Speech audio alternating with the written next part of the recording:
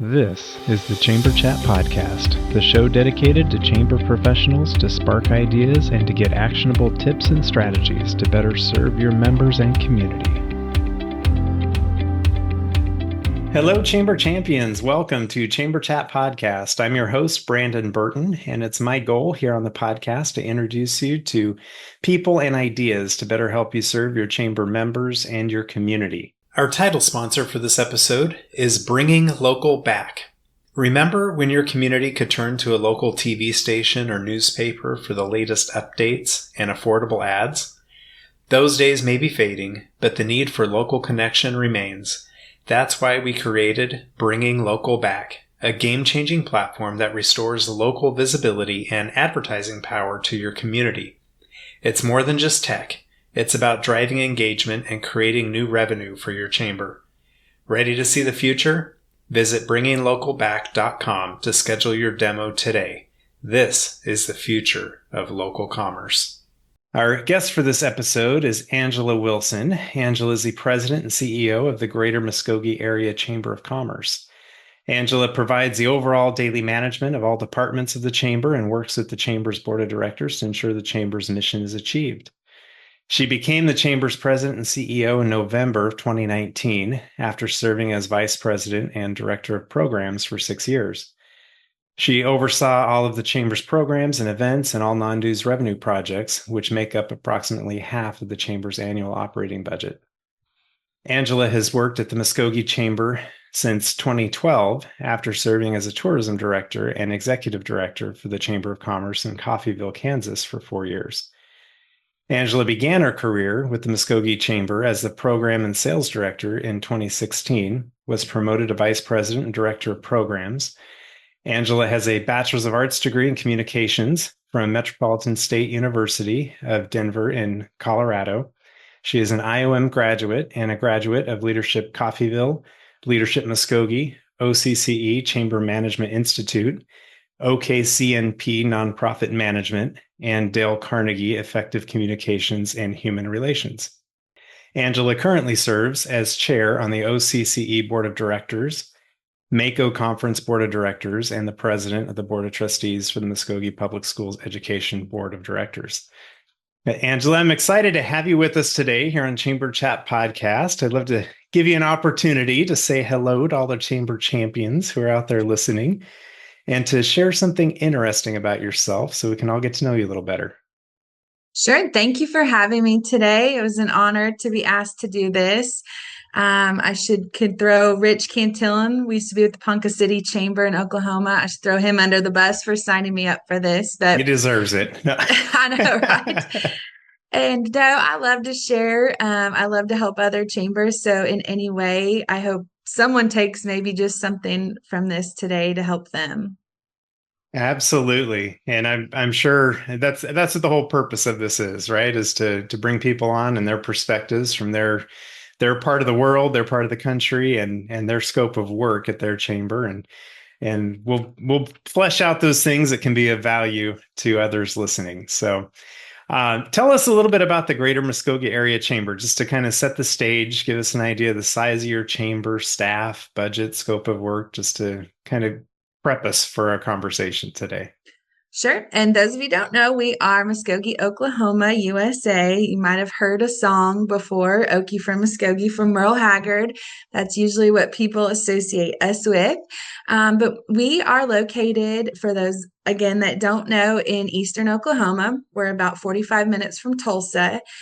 So we kind of sit out. We are a micropolitan community of about 35,000 people. Our chamber has about 375 members. We know, give or take those. Our budget is about a $375,000 budget. And we have right now a staff of 3. I'm in that little transition where I'm down 1 staff. And so again, we're like all chambers do, we reevaluate if we want to fill that position or if we think we can. Obviously, we all know we can take on more work because we always think we can. But we're kind of in that time where we're reevaluating if we want to fill that. So normally we're a staff of 4, and we are, again, solely just a chamber. And we love it. So I think it's probably fair to say most chambers are operating one or two staff people below what they need, right? So that, Probably that that so, probably puts probably you so. right in the sweet zone right there. So Yeah, we always take on more work for some reason. It's really weird. that's Yes, we can right. do it. Yes, we can do it. Yeah, chambers have a problem with saying no, or problem saying yes, maybe is what it is. Yeah, that we need to go to get help for saying yes to everything. Absolutely. Well, I'm excited for our topic today. It's something we haven't really spent much time on in over 300 episodes of Chamber Chat Podcast, but it's a focus of navigating contracts. So I know a lot of chambers out there have either tourism contracts or economic development contracts, or maybe a downtown association contract of some sort. Um, but all these variety of different types of contracts may or may not come across the desk of the chamber, and the chamber might seek them out. They might be sought out in some cases. But either way, I think it's a good opportunity for us to have a conversation about how a chamber can go about navigating and maybe even negotiating some of these contracts as they appear. So I think there's going to be a lot of value for listeners today, and look forward to getting into this with you right after this quick break. Hi, I'm Joe. And I'm Rose. And we're the founders of App My Community, a mobile app that can be customized to meet the unique needs of your Chamber of Commerce. When we started App My Community, we envisioned a tool that would help communities thrive by simplifying communication and enhancing engagement. Chambers of Commerce face unique challenges, and we're here to help you tackle them. App My Community helps the Evergreen Area Chamber of Commerce to create an app that keeps tourists informed even when their office is closed. They provide 24/7 access to local business information, which helps support the local economy and community engagement. In Rocky Mountain House, we helped the Rocky Chamber create an app with dynamic itineraries and digital resources for tourists, increasing local business engagement. The app has become an essential tool for the community, promoting events and boosting visibility for local merchants. Today, we empower more than 200 chambers of commerce, campgrounds, and RV resorts to streamline communication, informing members about events, sharing business updates, and providing a digital hub for the community, all in one convenient app. When you partner with App My Community, our team works closely with you to create an app that meets your chamber's unique needs. As your community grows, our app evolves with you. We are here to ensure you engage effectively with your members and streamline your operations. Schedule a demo today at appmycommunity.com. We can't wait to meet you. Are you looking for a way to grow and manage your Chamber of Commerce more effectively? Look no further than Chamber Nation. Their innovative software provides everything you need to streamline operations, engage members, and increase revenue. With features like event management, membership directories, advanced membership tools, mobile apps, community kiosks, and financial reporting, Chamber Nation makes it easy to run your chamber like a well-oiled machine. Don't miss out on this opportunity to take your chamber to the next level. Visit richardscalendar.com to learn more about Chamber Nation today.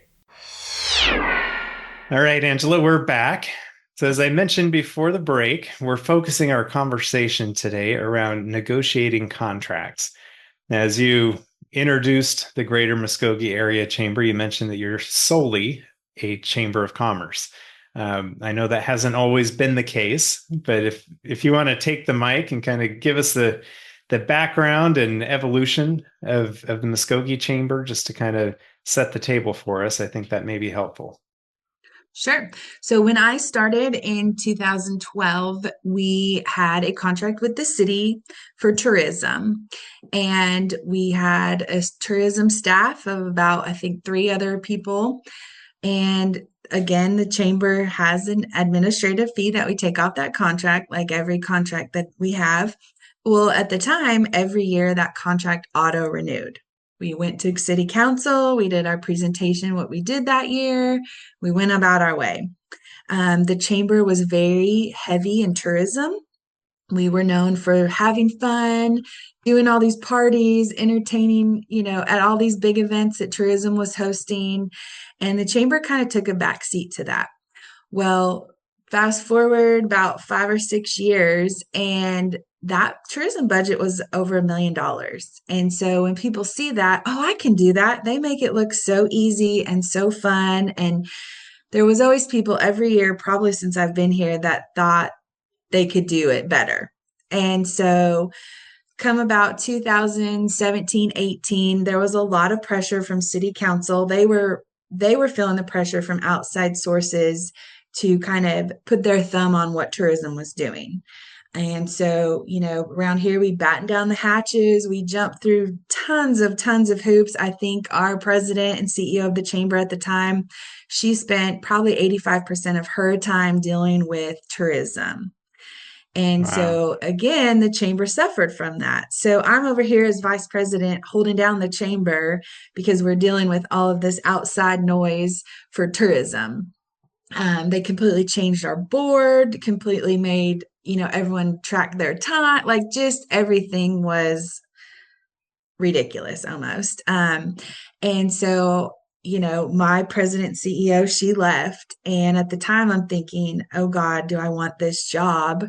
Do I want it? Do I want it? And my kind of analogy of it is I know it was a bowl of crap and I've decided to eat that bowl of crap when I applied for this job. So go to 2019, I accept this job and, the pressure is still there. The red tape we're dealing with nonstop. And then COVID happens. And then I'm really thinking to myself, oh my gosh, what did I really do? Well, when COVID happened, we didn't know what our budget was going to be. We didn't know if people they're not traveling. We're like, oh gosh, layoffs, whatever. We just didn't, nobody knew. And so, I spoke with my board and I said, guys, is this really worth it? What we're dealing with and our chamber is suffering. Our chamber members, they just think we do tourism. They don't know what they get as a chamber member. And so with kind of all of that background and just everything going on, we decided to part ways with that contract. It wasn't easy. It was some difficult conversations with my board, with the city manager, with the mayor. But we decided we needed to do what was best for our chamber. And letting that contract go was what was best for our chamber. Now, it came with a loss of that administrative fee, loss of jobs that I had to lay off people. And so it wasn't a fun time. And then COVID's still going on. So you're like, oh God, we can't do events. Oh God, what do we do as a chamber? Are we going to be okay?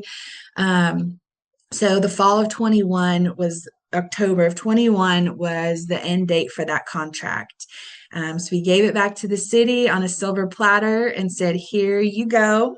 Good luck. We'll be here if you need some help, but have fun and take it on. And so the city took it in-house for a little bit, and then they recontracted it back out to a third party again. But, as a chamber, it was our time then to rebrand as a chamber and say, where do we want to go from here? What do our chamber members want? So we sent surveys out. We visited with members. We kind of rebranded of what we do. We had a whole new program of work.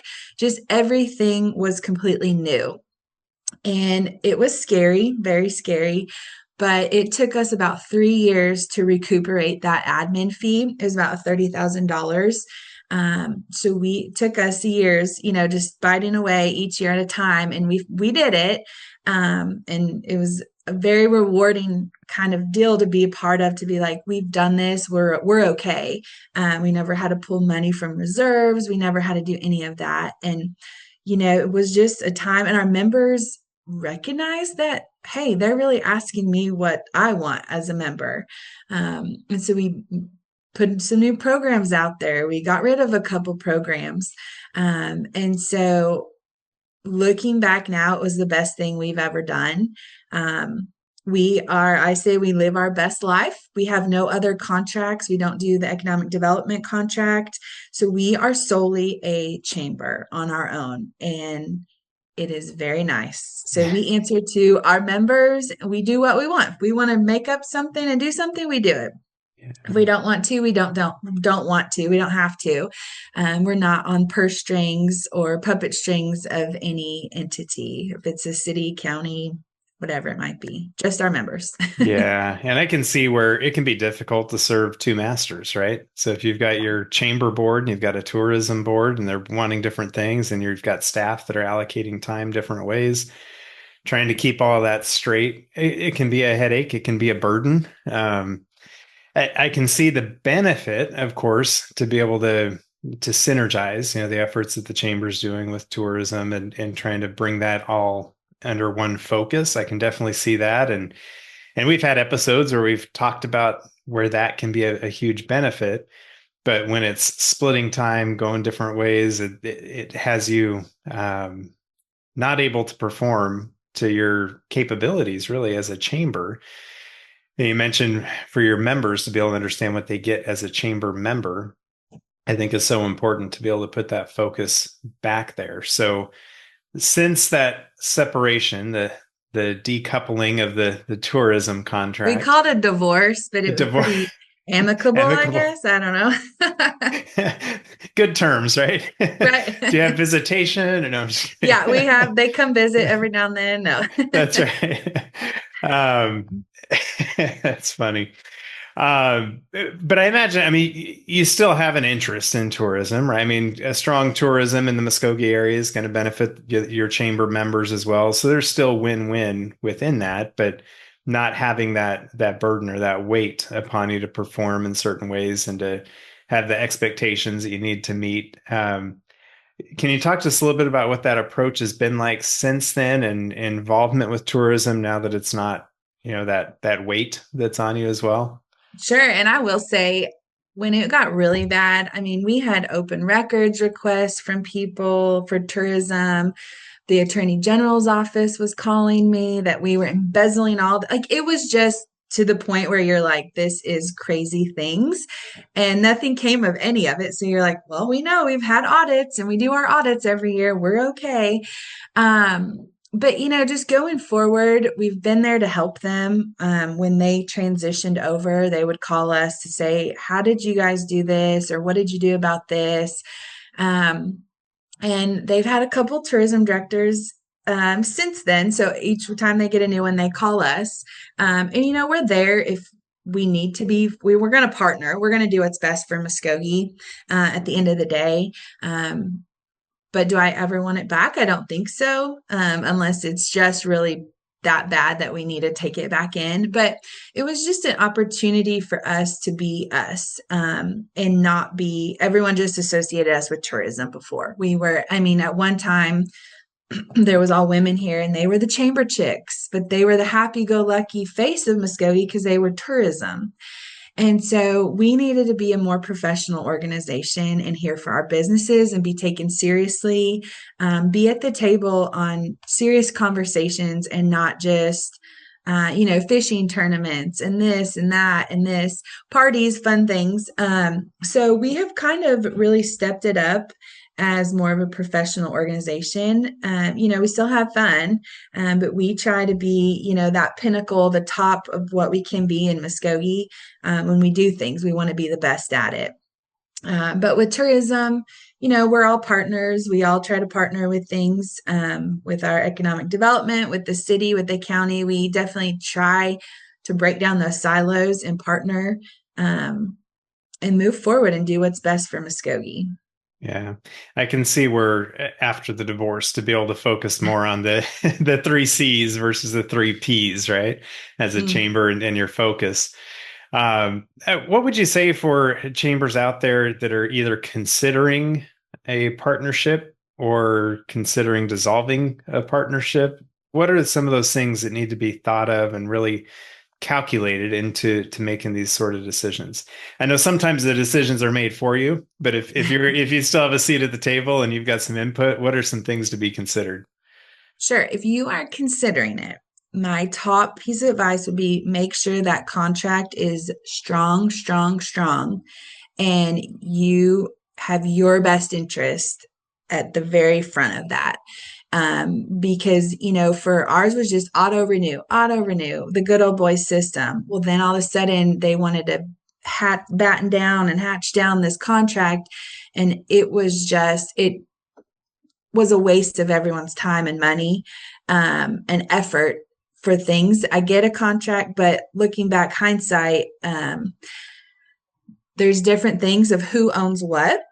We've gone through that with a logo and a branding. Does tourism own it, or does the chamber own it?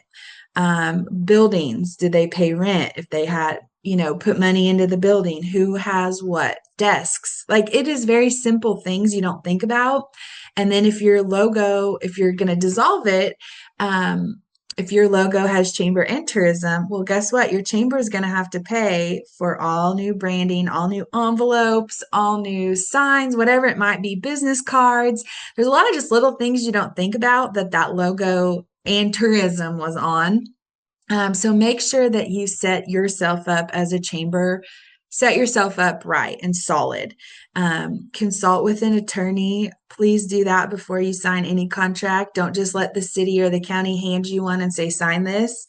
Have those conversations with your board of, if we weren't to do this tomorrow, what would we look like? Can we still keep our doors open? Can we still be successful? And make sure it is tourism is one side and there is a high wall of chamber on the other. Do not merge those. It can get muddy. It can get very gray. And you don't want any part of that either. So keep things very clear, separate, a separate checking account for your tourism, a separate checking account for your chamber. I know there's some out there that blend those two, and good gosh, makes me cringe, but they are separate audits. Just make sure everything is very clean financially. So, if you do have an open records request, here you go, and you're clean. And that is another perk right now, is we're not subject to open records.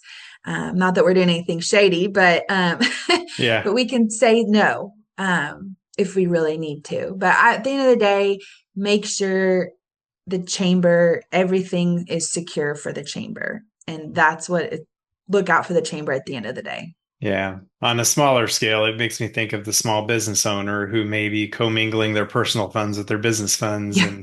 and, working out of their house, but not paying themselves rent. And then they go to sell a business, and, well, what do you have to sell? What's here? And so keeping things clean, and, like you said, having the contracts really buttoned down to be able to know, is the tourism or is economic development, are they paying for rent? Do they own certain computers and desks, and being able to have that separation, but within the same umbrella, giving definition, I guess, is the way to say it. But I think And that's document super important. everything. And, most of the time you should have on tourism side, if you've purchased the desk, computers, all that stuff, you have it. But make sure it's very clear who owns what in your office, because we had to spend many times of like, okay, this desk, it's been sitting upstairs, who bought this? Or you just don't know. A sign on the side of the building, who owns that? We don't know. It's one of those things. So definitely keep track of everything. Yeah. I can see when you take on a contract, it can be exciting to say, look, we're getting a new sign, new business cards, new website, like all this to rebrand. And, this is a new, fun, exciting thing. And there should be an influx of income coming with that to the chamber. But on the opposite end, when you're separating, not only are you losing the contract, the administrative funds, but also the cost to go through and change all those things too. Yeah. May not be as exciting. It's a different kind of excitement, I suppose. Yeah. And when you have to, if you have to lay people off, tourism employees, it's going to affect the chamber's unemployment rate for a couple of years. That happened to us. So there's just little things that trickle downhill. But at the end of the day, looking back, it was on my end, it was worth it. If I were to take on, again, like we've said, another contract or something else, if it was be a Main Street or an economic development, I know now to make sure that contract is solid. Yeah, absolutely. So as you've seen the separation, the divorce, the uncoupling, the deburdening, how have you been able to see the focus on the members? What's the member response been like? Has you been able to focus on them and the value that they get as a chamber member? member now? Sure. One of our first things we did in the spring of 22, we did a membership blitz and we went and visited 100 members. That was our goal, and just sat down with them and just said, what's going on? What can we help you with? We don't want anything. We don't want any money. What are you dealing with? What can we do better? And so a lot of them just appreciated that. They hadn't seen people from the chamber in a while. They hadn't had a chamber voice in a while. And so we took some of that feedback and just built a better chamber for that. Or people, hey, I would really like you to bring back this or this. And so we've tried to implement those things. And people have really appreciated it. And they're like, you guys are doing a great job. And I appreciate you. You guys have been more attentive to us. And so just those little things and, making what we do more relevant. Of this is what the chamber is. This is what our mission is. This is what our program of work is. And that's who we are. And what can we do for you is really what we spent that next year saying. What does our chamber want? What do you guys need? We're here for you. We're open.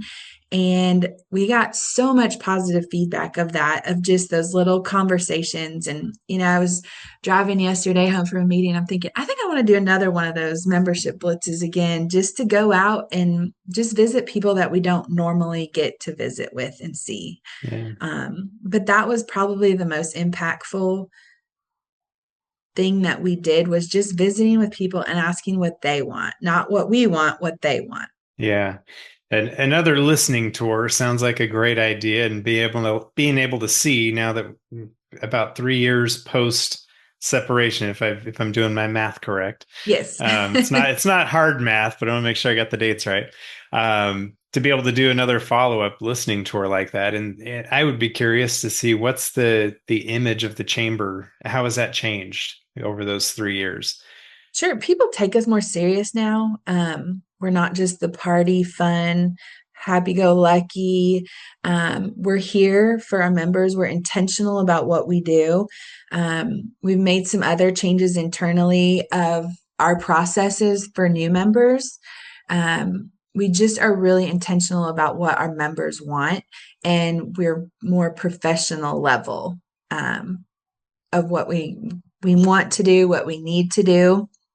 We're there. And, people recognize that. They say, the chamber events are always the best events. And we always try to be, creative when we do our events. Of the best advice sometimes I ever heard was, if you don't want to be there, probably they don't want to be there as well.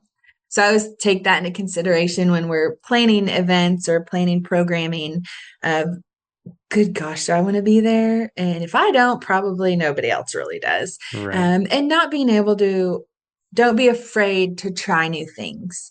Try it. If it fails, so what? You tried it and you can go on down the road.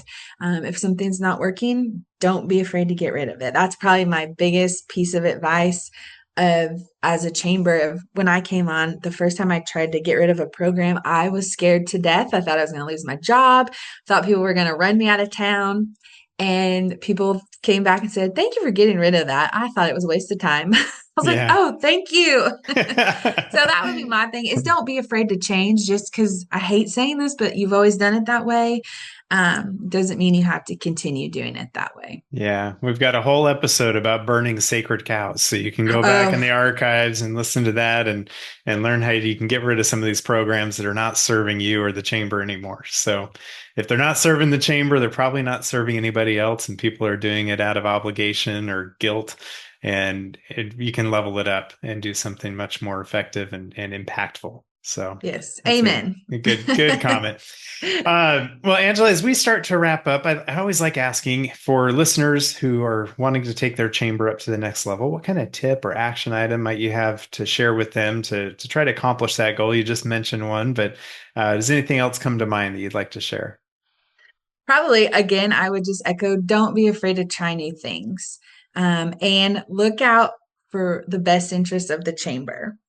Be that arm, be that solid pillar in the community. Not everyone's going to like everything you do, but that's okay. At least they're noticing what you're doing, and do what's best for you. At the end of the day, you need to have your back, your board needs to have your back, and your chambers. Absolutely. And I've mentioned it several times in past episodes, but if you're focused on what's good for the business community in your community, it's hard to go wrong. And it's hard to Yeah. have too many people upset with you if you're at least the people you're serving are not going to be upset with you if you're focused on how to best serve the business community. So Yeah. I always say too, I don't know everything. We don't know everything, but we know people who do. yeah. And so, you do want to say no to people sometimes, but I think giving them the resources and helping them along, they appreciate that and they recognize the chamber did help me. You just picked up the phone and called another person maybe, but to them, that was a game changer in what they were trying to accomplish. And they really look back and thought, oh gosh, the chamber really helped me out. And then they're going to start showing up to stuff and being there for you and having your back. So it's just little intentional things, I think, as well, being very intentional on the little things. Yeah. Absolutely. Totally echo that. So I like asking, as we look to the future of chambers of commerce, how do you see the future of chambers and their purpose going forward? I think chambers, even looking back on, good God, I'd hate aging myself because, I look 20, but I'm getting in the 40s now. But, we have evolved over the time that I've been in the chamber world. And it's exciting because it's something new every day. And I think just being relevant and keeping up with those trends of what businesses need, what communities need, what you guys are, the chambers are the forefront. And so we need to be those leaders and we need to have that creative mindset of what's next.